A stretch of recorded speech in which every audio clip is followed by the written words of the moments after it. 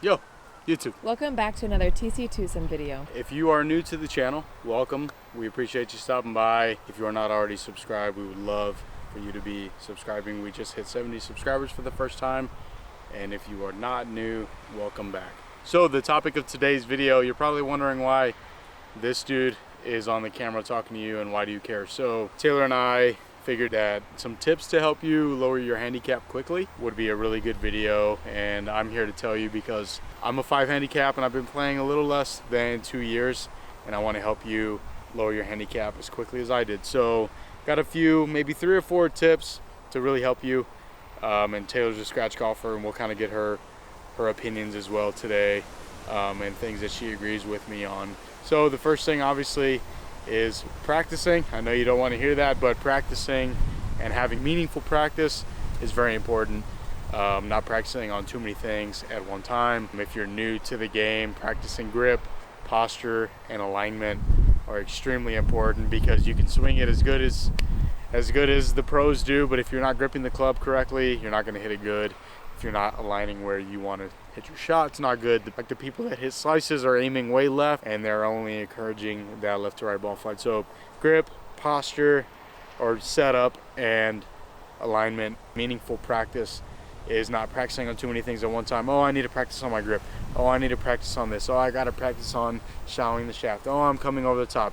You need to pick one thing, maybe per day or 2 to 3 days, and practice that religiously for those 2 to 3 days, and then move on once you see improvement. But practicing, it never stops. You're always gonna be practicing on something with a golf swing. So that's number one. Number two, getting lessons, finding a professional coach who gives good lessons, and I think Taylor can really attest to that. Not bouncing around too many pros is not good. Once you find one that you really like, that you get along with, that you agree with, and that you want to listen to, very important. And then what I think people fail to realize is that if you're swinging the golf club poorly and you go get a lesson and they're trying to fix your golf swing, you're going to take a step back before you take steps forward, and I don't think people commit to that enough. Once you get a lesson, I know my game got worse. Like before, I really committed to changing my golf swing, I was in probably like the mid to high 80s, after 2 to 3 months of really practicing. Once I went and got a lesson, I was hitting it really badly, scoring in the 90s, and I'm like, why wouldn't I just go back? But really committed to making the change to my golf swing, taking steps back before moving forward is very vital. So finding a coach that you like and sticking to that, and really, taking the time to commit to what the coach is wanting you to do is very, very important. Taylor, do you have anything to add on to that? How Tyler was saying that it really is important finding a coach that you like. Some coaches are very technical. They'll tell you every little piece of your swing, while others just give you a good feeling. For sure. It really just depends on what works best for you, and it could be trial and error. It may not be the first person you go to, but it really is important just to get lessons and to trust that they're telling you something that is going to help, no matter how uncomfortable it feels. Yeah, for sure. I think you made a really good point on, like, some people are technical and some people are feel. That's something you're going to have to feel out, because like me, if I get a little too technical, I kind of obsess over it, and it's not good. So, if I had a coach that was too technical, try this or try this, I don't think it would work for me. I'm more of a feel person. Like, tell me what I need to feel and I will feel it, and that's the best way I've been able to learn. Because if I get too technical, I'm just thinking about too much over the golf ball. For me, I just want to fire and have a pretty consistent swing and have a feel for that week or whatever it is for that month. That really helps. So that's a really good point that you made. Anything else? I meant to ask earlier on your first point, how often do you think one should be practicing? How often did you practice? Well, I know that every day. Yeah, I practiced every day, but I think if you're really committing to the game of golf, I think you have to practice at least 2 to 3 times a week. And not just, I'm gonna go hit a bucket of balls for 30 minutes and expect to get better. I would say at least an hour of practice and meaningful practice. Don't try to practice too much during one day. Maybe find a practice routine that works for you. Maybe one day is short game, one day is your long irons and your drivers and woods, one day is your irons, your wedges, chipping. I would kind of throw short game like putting, chipping, pitching in one day, but at least 3 times a week. And so I'll get into the next topic Taylor and I wanted to talk about, as we're talking about playing or practicing. 3 is having a really good ratio of practice and playing, because you can practice all day long, but you're going to be practicing too much. And I think that really hurt me for a long time, was practicing too much, because you'd go out on the golf course and you're thinking about all these things with your swing, and you're really not scoring the golf ball.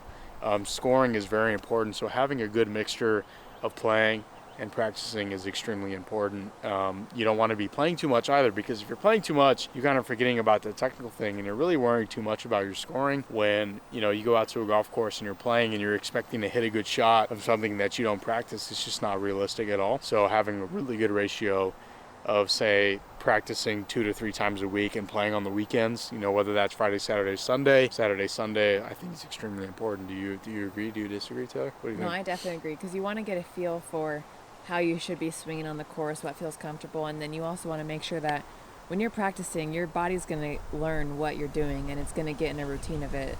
So it's really up to, when you're on the course, just trusting what you've been practicing and that your body has gotten used to those motions. Yeah, for sure. You know, learning how to get around a golf course will be extremely helpful. So tip 4 is actually somewhat of course management, I guess, you know, or we kind of say taking the big number out of play. So even I struggle with that now, but learning how to keep the ball in play saves your scores a lot, and not trying too hard. Like, a stupid shot leads to a very big number. A stupid shot will lead to, you know, being out of position, having a bad chip, whether that's, you know, over a bunker, or you have a really long putt because you tried too hard to hit a really good golf shot. If you're not a professional, you can't expect to save par or make birdies all the time. So playing, like for me, when I first started, if you're new to golf, playing bogey golf is really good. Avoiding double bogeys is the big thing for me. You know, consistently trying to be in that 75 to 77 number. If I make a double bogey, I got to make a birdie somewhere, and it's just not very realistic. So playing bogey golf if you're new, avoiding doubles, and playing for, you know, not always playing for par is extremely helpful, because if you make a bogey is manageable. You know, you get around and you make pars. I think I struggle with that big time. Taylor's like laughing at me behind the camera because I try too hard to make pars, and it gets me in really big trouble making a double, when in reality, if you get it up and down for a par, you know, 1 every 3 times, you're not going to be making double bogeys, and you might make a birdie here or there to save your score. So number 4 is keeping the ball in play and avoiding the big number, and not trying to play hero golf too often.